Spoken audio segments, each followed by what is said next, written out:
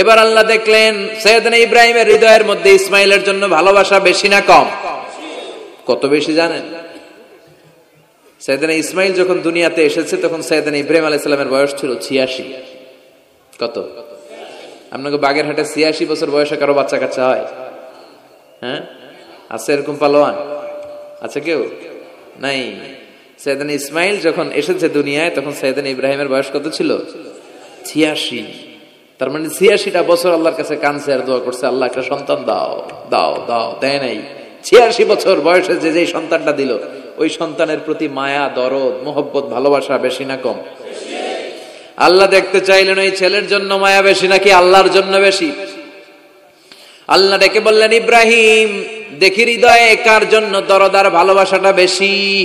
যাও আমার সন্তুষ্টির জন্য 86 বছর বয়সে পাওয়া কলিজার টুকরা দুধের বাচ্চা ইসমাইলকে জবাই করে আমার খুশি অর্জন করো। জবাই করো, স্যাক্রিফাইস করো, আমার জন্য উৎসর্গ করো। এরপর ওনার ছেলের সাথে কি বললেন আছে না নাই? ফালাম্মা বালাগা মাআহু আস-সা'য়া ক্বালা ইয়া বুনাইয়া ইন্নী আরা ফিল মানামি আন্নী আযবাহুক ফানজুর মাযা তারা। দুধের বাচ্চা ছোট্ট ইসমাইল ডেকে বলে, ও ইসমাইল, আমি স্বপ্নে দেখেছি আমি তোমারে জবাই করছি, এখন কি করব? সুবহানাল্লাহ। আমার আব্বা যদি আমার কইতো, আপনার বাবা যদি বলতো, আব্বা তোরে তো দেখছি স্বপ্নে জবাই করি, আমরা কইতাম, আব্বা আমার দেখেন না, আমার বড়টারে দেখছেন। কথা কন।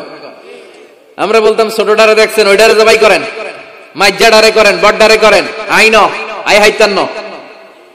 সুবহানাল্লাহ কইবেন না? কি বাবা, কি ছেলে। ইন্নী আরা ফিল মানামি আন্নী আযবাহুক ফানজুর মাযা তারা। ইসমাইল স্বপ্নে দেখেছি তোমারে জবাই করতেছি, কি করব কও? সাইয়েদনা ইব্রাহিম এই প্রশ্ন করার পরে সাইয়েদনা ইসমাইল বললেন, ক্বালা ইয়া আবাতি ফাআল মা তুমার। বাবা আপনি স্বপ্নে যা দেখেছেন ঠিক তাই করেন, যা দেখেছেন তাই করেন। আমগো পোলা গুলাও পোলা, ওনার পোলাও পোলা। সাতাজিদুনি ইনশাআল্লাহু মিনাস সাবিরিন। আব্বা আমি তো ডরাই না, আপনি ডরায়েন না। আমি ভয় পাই নাই, আমি ভয় আছে, আপনি ভয় পান কিনা? আল্লাহু আকবার। কি ছেলে দিয়েছিল আল্লাহ তারে। ইফআল মা তুমার সাতাজিদুনি ইনশাআল্লাহু মিনাস সাবিরিন। ও বাবা আপনি ভয় পায়েন না, ইনশাআল্লাহ আপনি আমারে ধৈর্যশীল দেখতে পাবেন, আপনি আমারে ধৈর্যশীল দেখতে পাবেন। তাহলে ছেলের সাথে কি কথা হয়েছে কোরআনে আছে না নাই? বলতে দেরি, ছুরি নিয়ে গলার মধ্যে ছুরি চালাতে 1 সেকেন্ডও দেরি করে নাই। সুবহানাল্লাহ পড়েন। তার মানে এই পরীক্ষায়ও আল্লাহ বললেন, ক্বাদ সাদ্দাকতার রুইয়া ইন্না কাযালিকা নাজজিল মুহসিনিন। ইব্রাহিম ছুরি আর চালায়ও না, ইসমাইলরে মারা আমার উদ্দেশ্য না, তোমার হৃদয়টা দেখা উদ্দেশ্য। এই ইসমাইল মরে গেলে তো সব ঘটনা উলট পালট লেগে যাবে, কারণ আখিরি জামানার পয়গম্বর বিশ্বনবী মুহাম্মদ রাসূলুল্লাহ সাল্লাল্লাহু আলাইহি ওয়াসাল্লাম এই ইসমাইলের বংশে পৃথিবীতে আগমন করবে। চিল্লায় কোন ঠিক কিনা? ইসমাইলকে বাঁচিয়ে রাখা আল্লাহর জন্য ওয়াজিব, আল্লাহ নিজের জন্য এটাকে আবশ্যক করেছেন। সুবহানাল্লাহ পড়েন। কুড ইউ ইমাজিন কি স্যাক্রিফাইস তিনি করেছেন, প্রতিটা পরীক্ষায় পাস। পরীক্ষার ফলাফলে আল্লাহ কি বললেন, তোমার আমি কি বানাইলাম? নেতা। নেতা হওয়া এত সোজা না। লিডারশিপ কোয়ালিটিটা অনেক গুরুত্বপূর্ণ কোয়ালিটি, এটা চাইলেই পাওয়া যায় না। এটা নিজেকে তিলে তিলে পরীক্ষায় উত্তীর্ণ করে, কষ্টি পাথর দিয়ে যাচাই বাছাই হওয়ার পরে নিজেকে প্রমাণ করে করে নেতা হতে হয়। চিৎকার করে বলেন ঠিক কিনা? আল্লাহ বললেন, আমি আমার খলিল রে খালি পরীক্ষার উপর পরীক্ষা নিলাম। যারে আল্লাহ ভালোবাসে বেশি তার জীবনে পরীক্ষাও। বিশ্ব নবীরে আল্লাহ বুঝাতে চাইলেন, ও আমার নবী আপনার জীবনটা পরীক্ষাময়, এত পরীক্ষা দেখে বিচলিত হওয়ার কিছু নাই, টেনশনে পড়ার কিছু নাই, নিরাশ হওয়ার কিছু নাই। আপনার পিতা ইব্রাহিমকেও এরকম অনেকগুলো আমি পরীক্ষা নিয়েছি, আর প্রতিটা পরীক্ষায় আমার ইব্রাহিম খলিল সফলতার সাথে উত্তীর্ণ হয়েছে। আসাদুন নাসি বালাআন আল আম্বিয়া। এই পৃথিবীতে সবচেয়ে বেশি বালা মুসিবত আর পরীক্ষা আসে নবীদের। কাদের? সুম্মাল আমসাল ফাল আমসাল। এরপরে সিদ্দিকিনদের, শুহাদাদের, সালেহিনদের। ইবতালা আর রাজুলু হাসাবা দীনি। ব্যক্তির দিনদারি যত বেশি তার উপর আল্লাহর পরীক্ষাও। এজন্য মুমিন পরীক্ষাতে ভয় পায় না, মুমিন কখনো বিচলিত হয় না, মুমিন ভরসা রাখে একজনের উপর। চিল্লায় বলেন তিনি কে? আল্লাহ বললেন পরীক্ষার পর পাহাড় সম পরীক্ষা দিয়ে আমি আমার খলিল ইব্রাহিমকে যাচাই করেছি। একটা পরীক্ষায় ইব্রাহিম ফেল করে নাই, প্রতিটা পরীক্ষায় পাস। এগুলো বলে বলে বিষ্ণুনবীর আল্লাহ সান্ত্বনা দিচ্ছেন, নবী ওরা আপনারে গালি দেয় জাদুকর বলে, ওরা আপনারে গালি দেয় গণক বলে, ওরা আপনারে কবি বলে গালি দেয়, ওরা আপনারে পাগল বলে গালি দেয়, একটার পর একটা পরীক্ষায় আপনি জর্জরিত হচ্ছেন। নবী আপনার পিতা ইব্রাহিম তো এর চেয়েও বেশি পরীক্ষায় পড়েছে। দুনিয়াতে আমরাও যারা পরীক্ষার শিখা, আমরাও সাইয়েদনা ইব্রাহিমের জীবনী থেকে শিক্ষা নেওয়ার দরকার আছে না নাই? গালি আসবে, মন্দ কথা আসবে, বিপদ আসবে, জেল জরিমানা আসবে, ঝুঁকি আসবে। এই ঝুঁকি আর রিস্কের মধ্য দিয়ে কালিমার দাওয়াতের প্রচারের কাজ করতে হবে। চিল্লা এখন ঠিক কিনা? এটাই মুমিনের বৈশিষ্ট্য। ঝুঁকি, বিপদ, পরীক্ষা, বালা, মুসিবত এগুলো মুমিনের লক ছাড়ে না, পিস ছাড়ে না। কারণ মুমিনরে পছন্দ করে কে? মুমিন খুব ভালো করেই জানে বিপদের পরেই বিজয় দান করবে কে।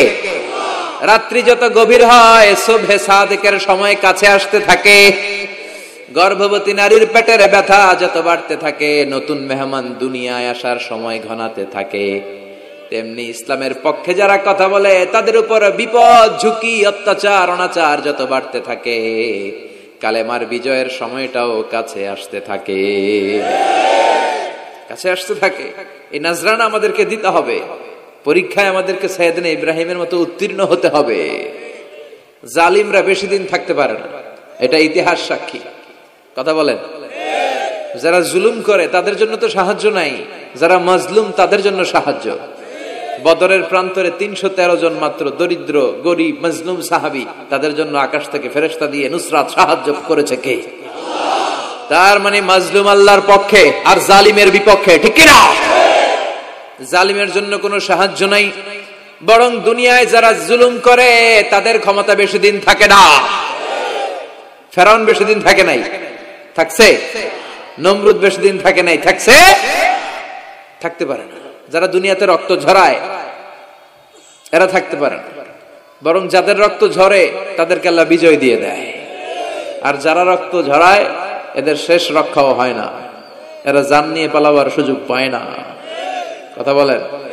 এজন্য পরীক্ষা আসলে মুমিন ভয় পাবে? মুমিনের হৃদয়ে ভয় আছে কার? চিল্লায় বলেন। আল্লাহর ভয় নিয়ে থাকতে হবে। সাইয়েদনা ইব্রাহিমকে একটার পর একটা পরীক্ষায় আল্লাহ ফেলেছেন, একটার পর একটা পরীক্ষায় আল্লাহ ফেলেছেন, কিন্তু এই পরীক্ষায় তিনি গোল্ডেন এ প্লাস। সুবহানাল্লাহ পড়েন। রব্বুল আলামিন বলেন, ওয়া ইয বিতালা ইব্রাহিম রাব্বুহু বিকালিমাতিন ফাতাম্মাহুন্না ক্বালা ইন্নী জাইলুকা লিন-নাসি ইমামা। ও খলিল, একটার পর একটা পরীক্ষা আমি তোমার জীবনে নিয়েছি। বিশ্বনবীরে বললেন আমার ইব্রাহিমের উপর একটার পর একটা পরীক্ষা আমি নিয়েছি, ইব্রাহিম প্রতিটা পরীক্ষায় পাস। আর খুশি হয়ে আমি বললাম, ইব্রাহিম আমি তোমার নেতা বানায় দিলাম। আল্লাহ put Sayyidina Ibrahim in some tests and trials, and Sayyidina Ibrahim successfully overcome all the tests.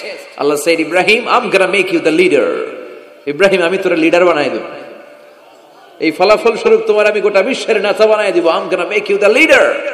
এজন্য সাইয়েদনা ইব্রাহিমকে নেতা বানাই দিলেন কে? একটার পর একটা পরীক্ষা তিনি দিয়েছেন। একটাও সাধারণ পরীক্ষা ছিল না, সব ভয়ঙ্কর পরীক্ষা। পরীক্ষাগুলো ছিল অগ্নি পরীক্ষা। পরীক্ষা নাম্বার 1 ইলকাউহু ফিন্নার, আগুনের পরীক্ষা। নমরুদ বলে, ইব্রাহিম ঈমান ত্যাগ করো, না হলে আগুনে ফেলবো। কোথায় ফেলবো? সাইয়েদনা ইব্রাহিম বলে, আমার জীবন যাবে কিন্তু ঈমান যাবে।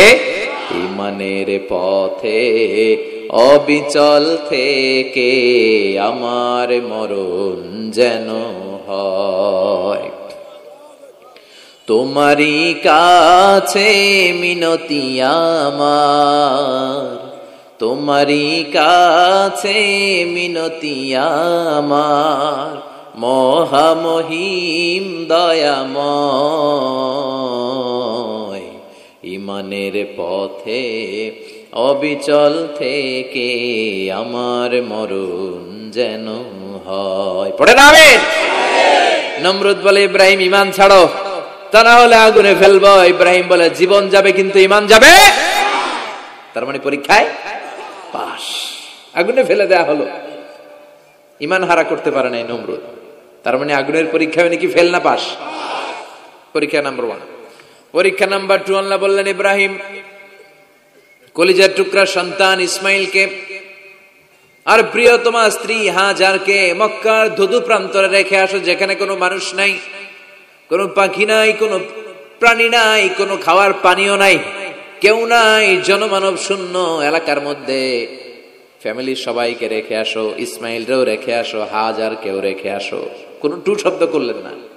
সাইয়েদনা ইব্রাহিম কিছু জিজ্ঞেসও করলেন না, বলার সাথে সাথে ওনার স্ত্রী আর কলিজার টুকরা বাচ্চাটারে মক্কার ধুধু প্রান্তরে রেখে দিয়ে আসলেন। এই পরীক্ষায়ও কথা বলেন, এই পরীক্ষায়ও আমাদেরকে যদি আল্লাহ বলে যাও তোমার সন্তান তোমার স্ত্রীকে রেখে আসো সাহারা মরুভূমিতে, পারবেন? হ্যাঁ, কি পরীক্ষা দিয়ে আল্লাহ প্রিয় হয়েছে।